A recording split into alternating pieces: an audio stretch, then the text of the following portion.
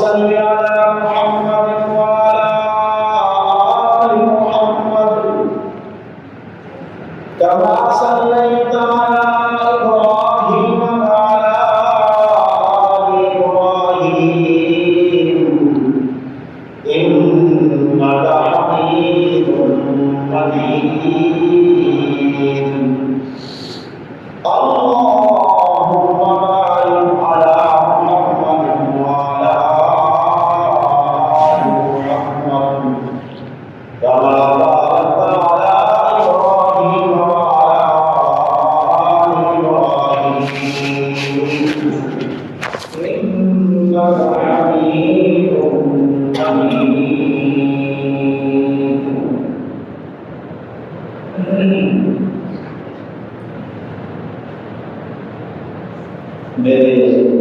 اجمعین، غالباً احترام بزرگوں، بھائیوں اور ساتھیوں، سورہ الحجرات کی آخری 3 آیتیں آپ کے سامنے تلاوت کرنے کا شرف حاصل ہوا۔ اللہ سے دعا ہے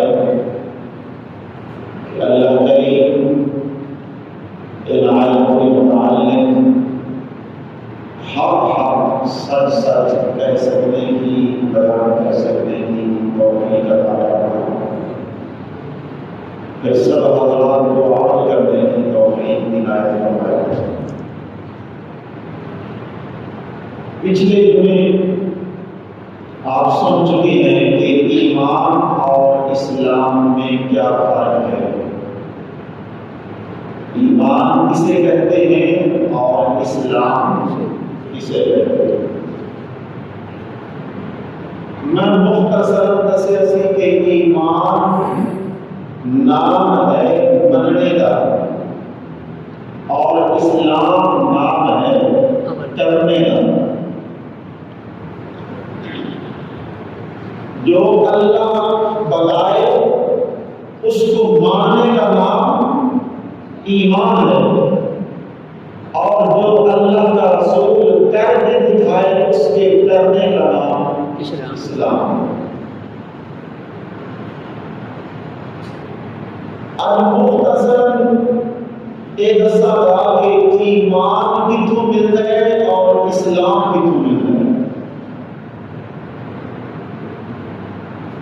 ایمان کا مبدا اور اس کی بنیاد کیا ہے، اور اسلام کا مبدا اور اس کی بنیاد کیا ہے۔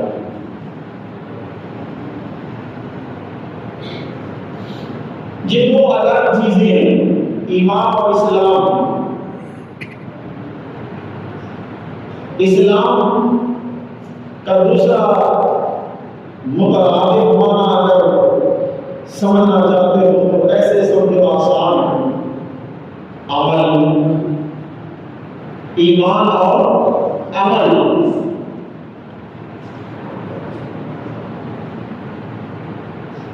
ایمان کے لیے اللہ نے یہ قرآن نازل کیا ہے۔ ایمان اس قرآن سے بنے گا، اور اسلام کے لیے اللہ نے پیغمبر جوان حضرت محمد رسول اللہ کو مبعوث فرمایا۔ اسلام کا روح اور اسلام کی شکل ملے گی تو آپ کو اللہ کے رسول صلی اللہ علیہ وسلم کی تعمیل سے ملے گی۔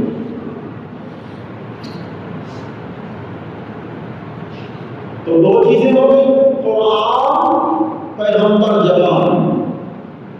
قرآن سے ایمان اور اللہ کے رسول سے اسلام یا عمل۔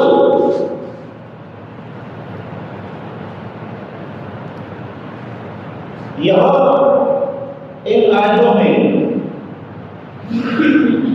اللہ نے اور دیہاتیوں کی 3 خرابیوں کا ذکر کیا۔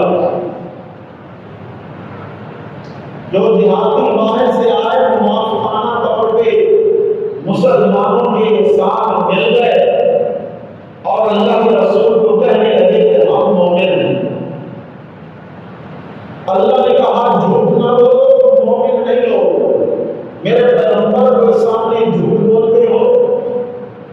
دوسرے نمبر پہ اللہ نے کہا تو میرے نبی کو دھوکہ دینا چاہتے ہو۔ تیسرے نمبر پہ اللہ نے کہا تم اپنے اسلام کا دعویٰ کر کے میرے پیغمبر پہ احسان کرنا چاہتے ہو کہ ہمارا تمہارے اوپر بڑا احسان ہے کہ ہم بغیر لڑائی کے مان چکے ہیں۔ اللہ نے کہا جھوٹ بولنے سے بھی بچو، دھوکہ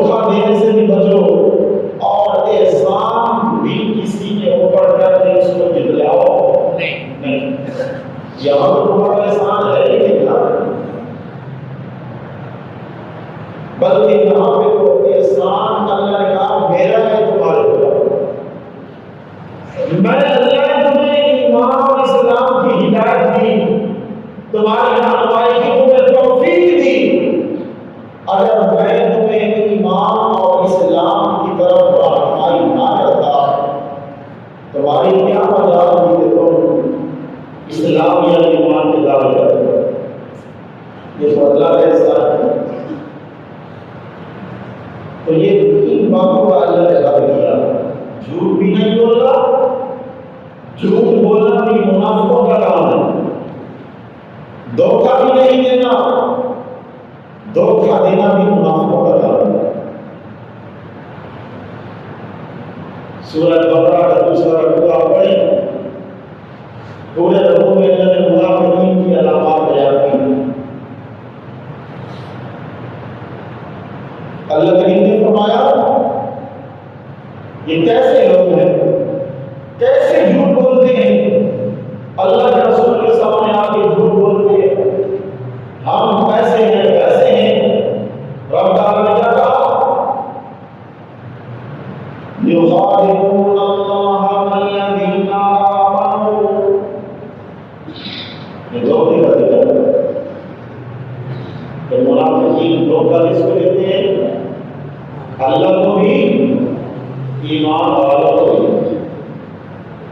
یخادعون اللہ والذین آمنوا، یہ بے ایمان اللہ کو بھی دھوکہ دینے کی کوشش کرتے ہیں اور ایمان والوں کو بھی وہ لوگ دھوکہ دیتے ہیں، حالانکہ ان کو اتنا بھی پتہ نہیں ہے کہ اللہ کو دھوکہ کوئی دے نہیں سکتا۔ باقی نہیں ایمان والوں کو دھوکہ دینے کی بات اللہ نے فرمایا وقتی طور پہ دھوکہ دو گے لیکن کل مواد صاحب تمہارے اوپر پڑے گا۔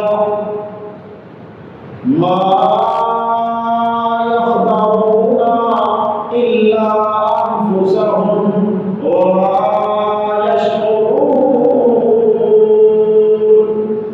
تو اپنے آپ کو دھوکہ دے رہے ہیں، ان کو اتنا شعور بھی نہیں ہم دھوکہ دے سکتے۔ تو کیا پتہ چلا دھوکہ دینا کس کا کام ہے؟ بولو، منافقوں کا کام ہے۔ مومن کسی کو دھوکہ نہیں دے سکتا۔ پھر فرمایا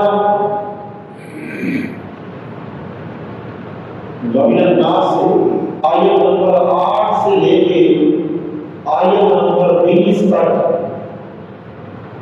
یہ 8 آیتوں میں اللہ نے منافقوں کی علامات کا ذکر کیا۔ کبھی کہا یہ جھوٹے لوگ ہیں، کبھی کہا یہ دھوکہ باز ہیں، کبھی کہا یہ فسادی لوگ ہیں، دنیا میں فساد مچاتے ہیں، کبھی کہا یہ ایسے بیوقوف ہیں کہ اچھی چیز کے بدلے میں ردی چیز خرید لیتے ہیں، عمدہ چیز کے بدلے میں ردی عمدہ چیز کیا ہے؟ ایمان ہے۔ ایمان کے بدلے میں گھٹیا چیز خرید لیتے ہیں، یہ اتنے بیوقوف ہیں۔ پھر آگے اللہ نے دو مثالوں کے ساتھ ان کی مزید بیوقوفی کو بہت واضح کر دی۔ تو بہت تفسیر کا وقت نہیں، بتانا یہ چاہتا ہوں کہ جھوٹ بولنا اور دھوکہ دینا کس کا کام ہے؟ منافقوں کا۔ اللہ نے یہاں پہ کہا میرے پیغمبر کے سامنے جھوٹ بھی نہ بولو، میں اللہ اپنے نبی کو بتانے والا ہوں۔ جب بتاؤں گا تمہارا جھوٹ بول جائے گا، میرے پیغمبر کو دھوکہ دینے کی کوشش کرو گے، میں اللہ اس پیغمبر کو اور ایمان والوں کو منافقوں کے دھوکے سے بچا لوں گا۔ جس کے ساتھ اللہ ہو اس کو کون دھوکہ دے سکتا؟ اس کے بعد آگے اللہ نے اسی ایمان کی وضاحت کی ہے کہ ایمان ہے کیا چیز۔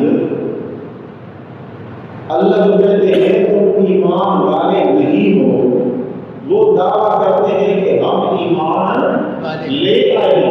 اللہ کہتے ہیں کہ تم ایمان نہیں لائے ہو، تم لم تؤمنوا، اب وہ کیسے ایمان لائے اور اللہ کا تقاضا کیا ہے ایمان کا؟ اب انہوں نے مجھے بتایا کہ دھوکہ دینے کی کوشش کی، جھوٹ بولنے کی کوشش کی، احسان گدرانے کی کوشش کی، لیکن ہم نے یہ کیا کہا؟ آؤ اگر تمہیں ایمان چاہیے تو میں اللہ اس قرآن کے ذریعے تمہیں ایمان بتاتا ہوں، ایمان کیا چیز ہے۔ رب نے فرمایا قل اتعلمون اللہ بدینکم، کیا تم اللہ کو سکھلانا چاہتے ہو، اللہ کو بتلانا چاہتے ہو کہ ہم ایمان لے آئے؟ اس کا مطلب ہے اللہ کو پہلے پتہ نہیں تھا، تمہیں پتہ ہے، اللہ کو پتہ نہیں، تم اللہ کو بتلانا چاہتے ہو۔ اللہ کہتے ہیں تمہاری کیا مجال، میں اللہ کو وہ ہوں۔ اللہ کی شان قربان جاؤ قرآن سے، قرآن نے کیسے اللہ ایمان کا سبق سکھایا۔ فرمایا ایمان کا اول ترین جز بھی ہے، سب سے بلند ترین اعلیٰ ترین ایمان کا شعبہ یہ ہے کہ تم اللہ کو عالم الغیب سمجھو۔ یادو اللہ کو غیب دان سمجھو، تمہارے ہر حال کا علم رکھنے والا کون، تمہاری ہر بات کو جاننے والا کون، دنیا میں ایک ذرے کا علم کس کے پاس؟ دنیا کے اندر جس نے جو مختصر کہا کہ اللہ یعلم ما فی السماوات وما فی الارض، آسمانوں کا غیب جاننے والا بھی کون، زمین کا غیب جاننے والا بھی کون، زمین و آسمانوں کے اندر کتنی مخلوقات ہیں اس کا علم بھی اس اللہ کے پاس، ہر مخلوق کے کتنے افعال ہیں اس کا علم بھی کس کے پاس۔ یاد نہیں کرو ہو جائے کوئی شاید پلے باندھ کے جاؤ۔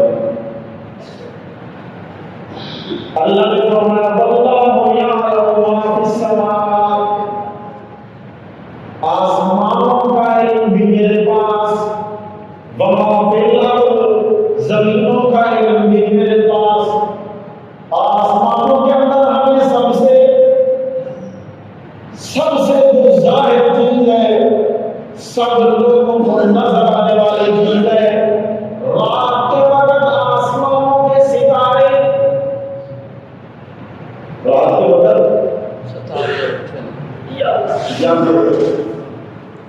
چاند اپنی اور تابانی کے ساتھ چمک رہا ہو، ستاروں کا جھومر ہو، تو سب سے نمایاں چیز جو ہمیں نظر آتی ہے آسمانوں کی وہ کیا ہے؟ ستارے۔ اب ستاروں کا علم کس کے پاس؟ کتنے ستارے ہیں، چھوٹے کتنے ہیں، موٹے کتنے ہیں، تعداد کتنی ہے، کہاں کوئی واقع ہے، اس کا کلی علم رکھنے والا کون؟ آسمانوں کے اندر فرشتے ہیں، فرشتوں کو جاننے والا کون؟ فرشتوں کی تعداد کو جاننے والا کون؟ زمین کے اندر انسانوں کی تعداد کو جاننے والا کون؟ جنوں کو جاننے والا کون؟ باقی حشرات الارض کو جاننے والا کون؟ کتنے جانور ہیں، کتنی قسم کے جانور ہیں، کون جاننے والا؟ اللہ جاننے والا۔ آسمان کے بعد زمین کا ذکر کیا، اللہ نے فرمایا زمین کے اندر ریت بھی ہے، زمین کے اندر مٹی بھی ہے، زمین کے اندر پتھر بھی ہے، زمین کے اندر پانی بھی ہے، ساری چیزوں کی مقدار جاننے والا کون؟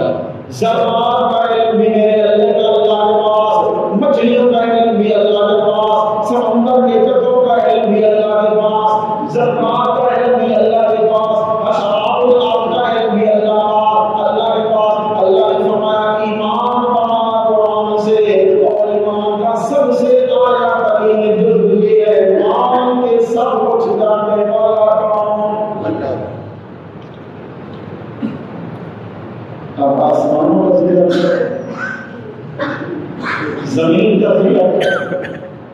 سالن کو کریم یہ کہہ رہا ہے کہ آسمانوں کا علم بھی میرے پاس، زمین کا علم بھی۔ اللہ کیا سکھانا چاہتے ہیں؟ ذرا توجہ کرو۔ اللہ کہتے ہیں دیکھ رہا آسمانوں کی طرف دیکھ، آسمانوں کی طرف دیکھ،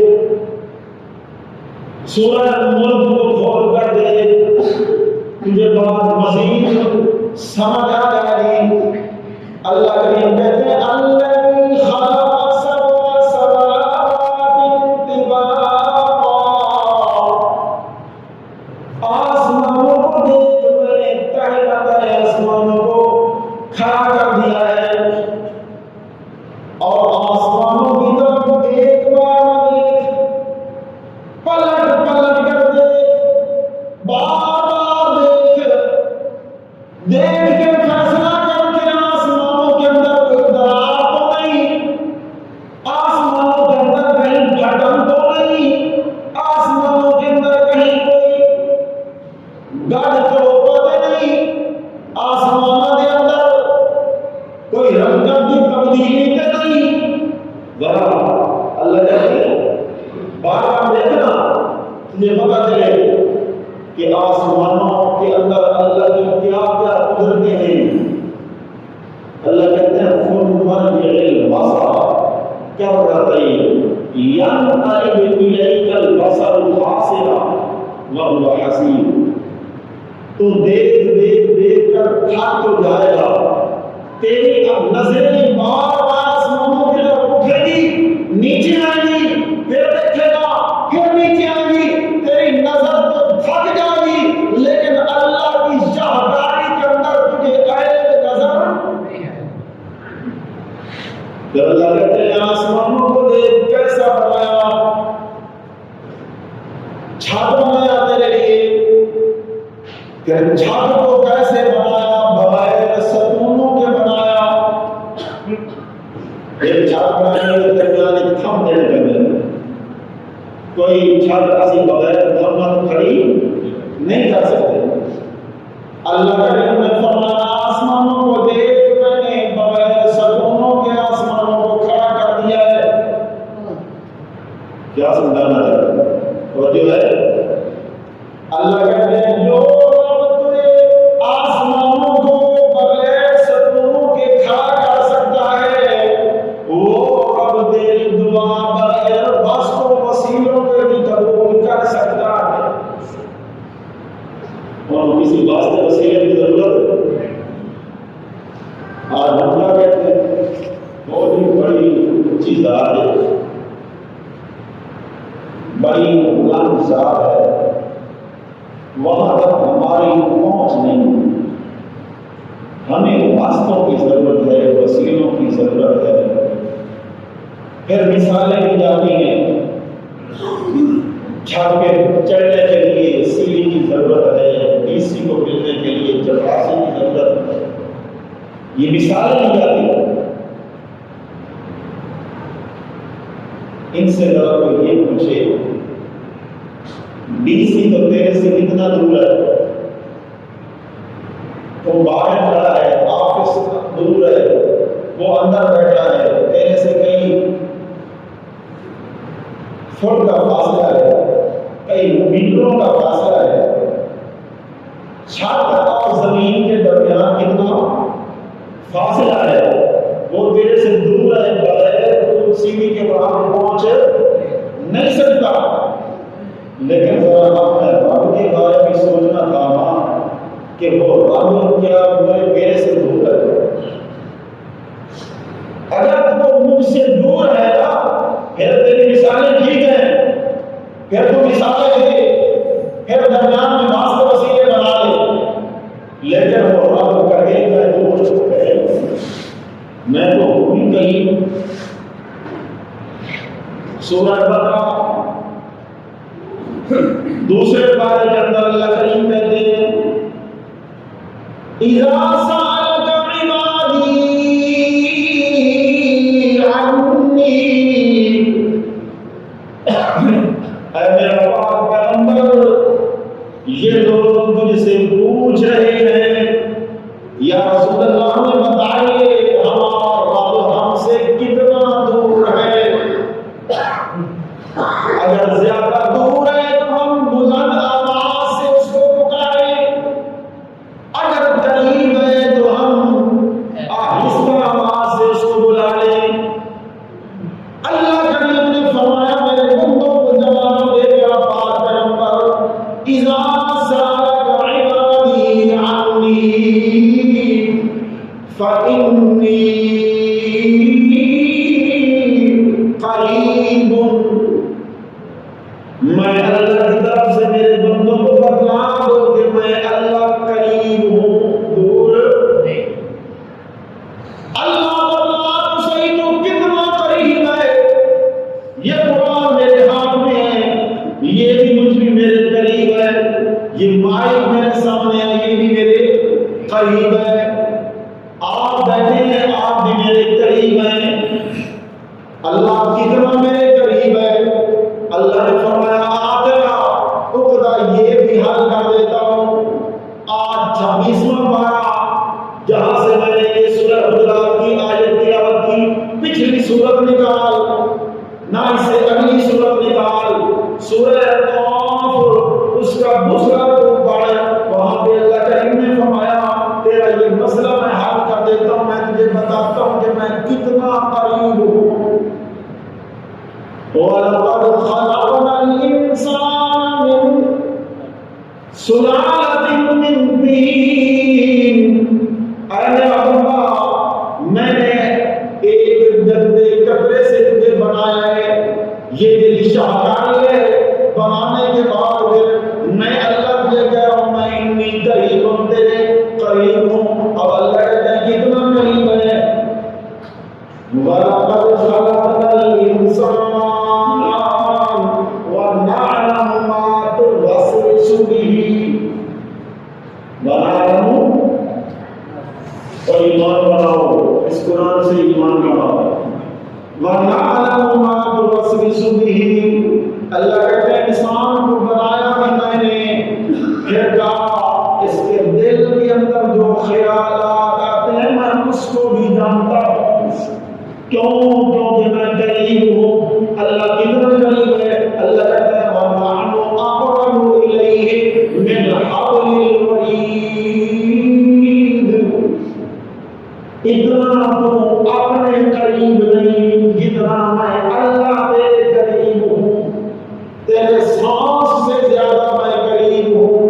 اب بتلاؤ جو قریب ہو وہاں پہ کوئی واسطوں کی ضرورت نہیں، کوئی سیڑھی کی ضرورت، کوئی چپراسی کی ضرورت۔ اللہ کہتا ہے میں قریب ہوں، میں تیرے سے دور نہیں ہوں، میں تیرے اتنا قریب ہوں، اتنا قریب، سانس جو تیرا آ جا رہا ہے اس نالی سے، اس سے بھی میں زیادہ تیرے قریب ہوں۔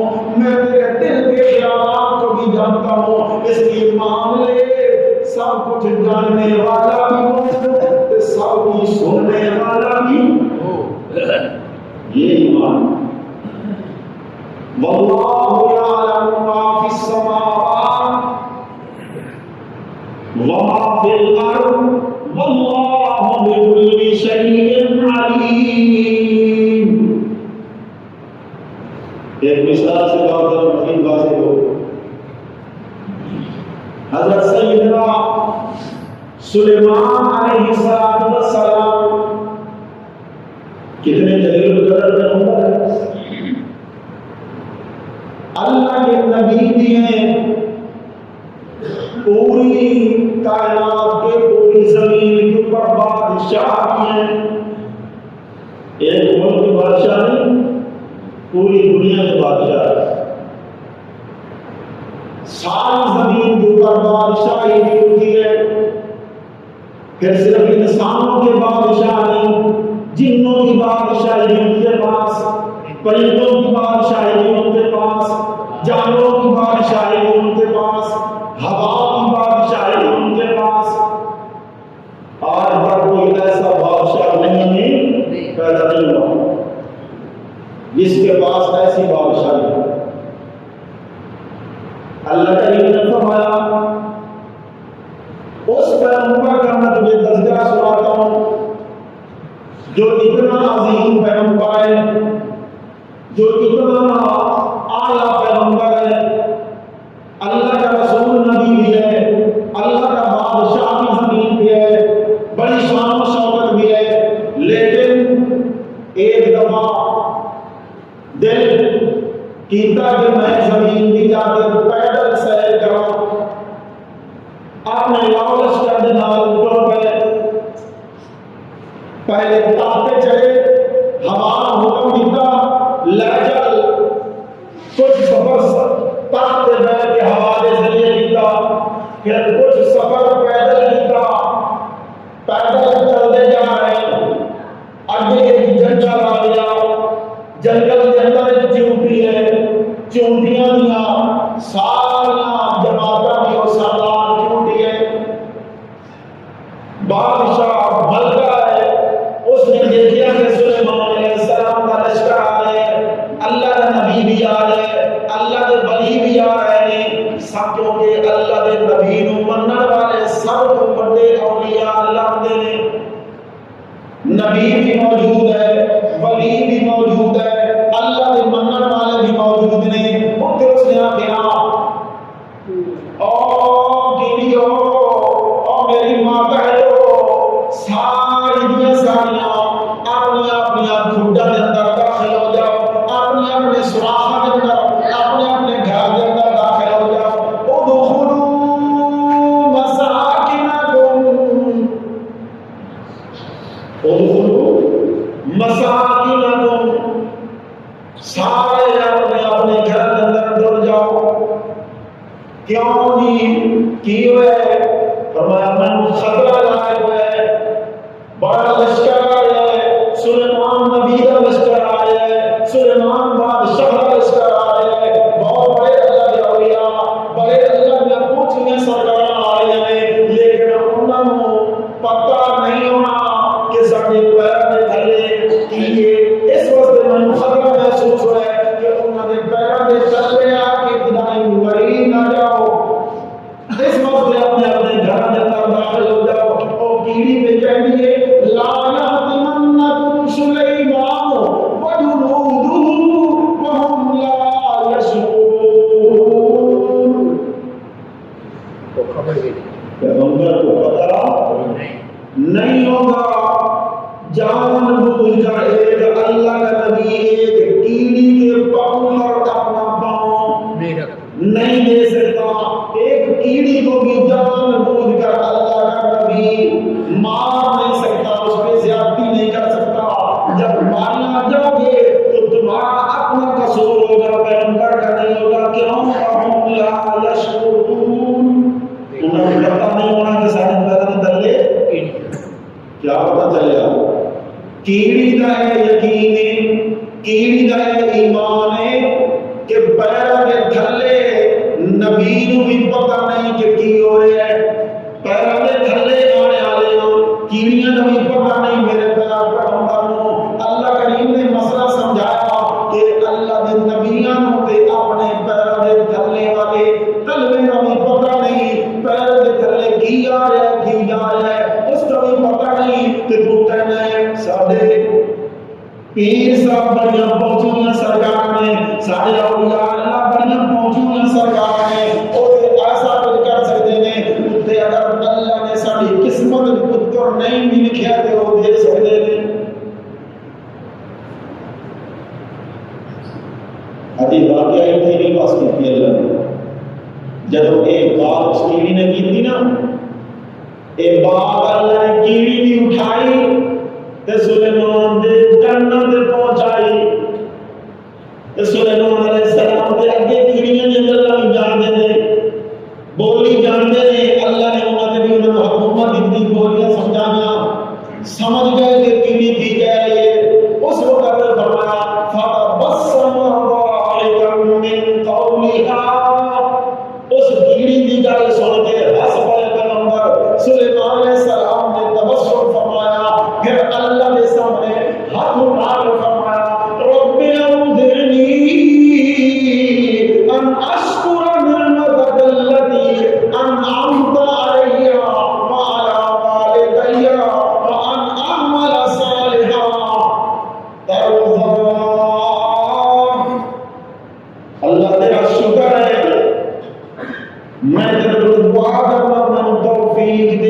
اپنا شکر ادا کر دی جس بات ہوتے اور انت علیہ تو میرے تے احسان کیتا ہے. کی احسان کیتا ہے؟ ایمان والا احسان کیتا ہے. میں ایسا ایمان دیتا ہی کہ اس ایمان کے ذریعے لوگوں کو ہدایت ہوتی ہے. اے ایمان والا میں میرے تے احسان کیتا ہی اللہ اس تے اوتے میں تیرے شکر دی تیرے کو دعا کرنا توفیق ملنا. کیا پتہ چلیا ایمان ایسی بڑی نعمت ہے، ایسی بڑی نعمت کہ اس جیسی اور کوئی نعمت دنیا کے اندر نہیں. یہ دعا کی تھی پھر حاضری لائی. حاجی صاحب کی حاضری لگاؤ. حاضری لائی تو ایک پرندہ غائب. پرندہ غائب اور کہنا کہ مالی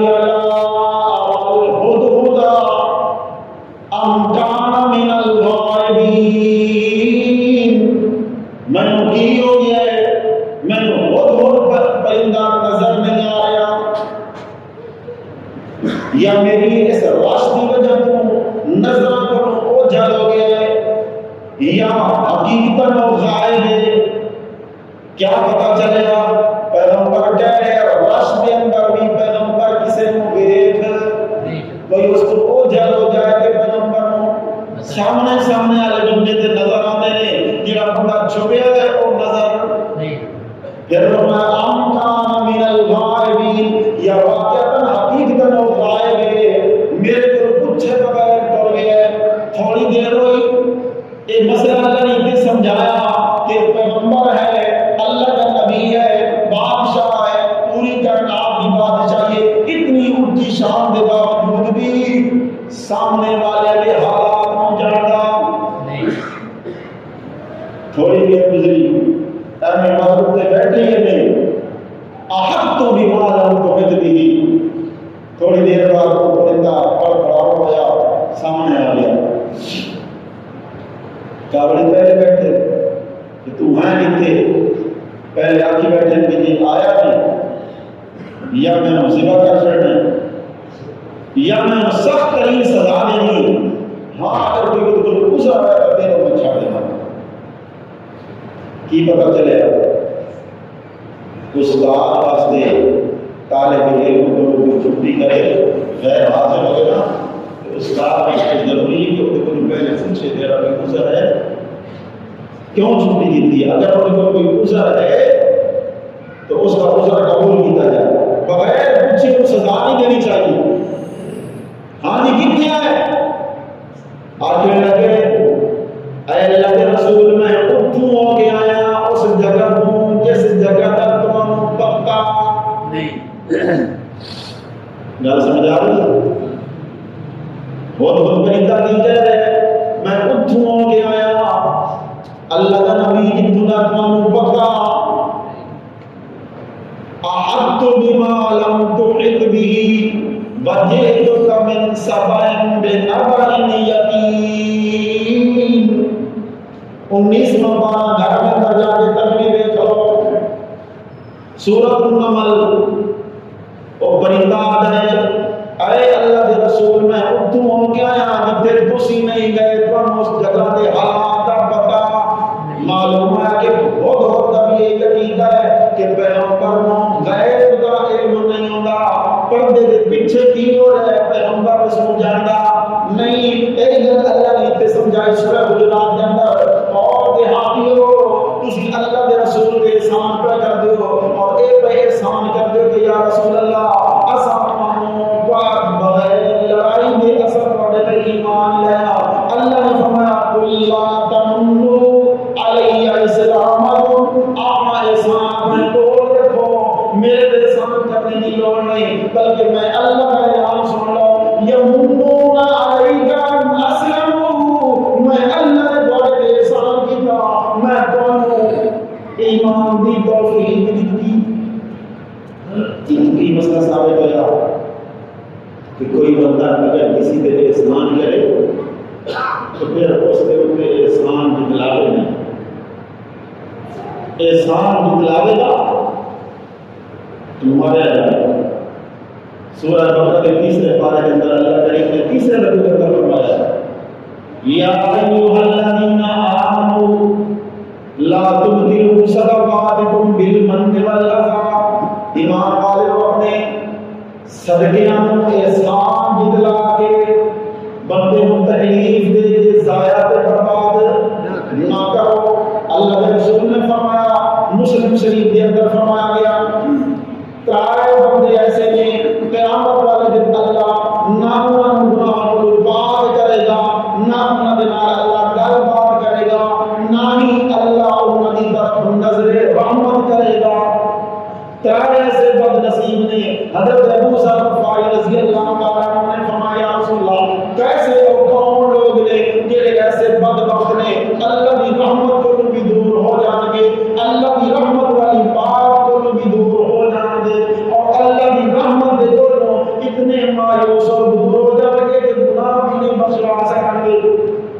فرمایا پہلا وہ بندہ جڑا اپنے ٹخنیاں دے تھلے شلوار رکھ دے، سنو ذرا توجہ، جڑی اپنی چادر نو اپنی شلوار نو ٹخنے دے تھلے رکھ دے، پہلا وہ بندہ ہے۔